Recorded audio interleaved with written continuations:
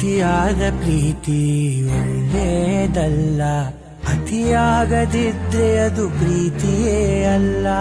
ನನ್ನ ದೃಷ್ಟಿ ಬಿಟ್ಟು ಬೇರೆ ತಾಕಲ್ಲ, ಆ ಅಂದ ಬಿಡಿಸೋಕೆ ಸೃಷ್ಟಿ ಸಾಲಲ್ಲ. ನನ್ನ ಬಡಿದವನು ನಾನು ಪ್ರೀತಿ ಮಾಡೋದು ನೀ ಕೇಳು ಯಾವಾಗ. ಎದೆ ಮೇಲೆ ಕೈ ಇಟ್ಟು ನಾ ಕೇಳಿದಾಗ, ನಿನಗೆಂದೆ ಬಡಿದಾಗ,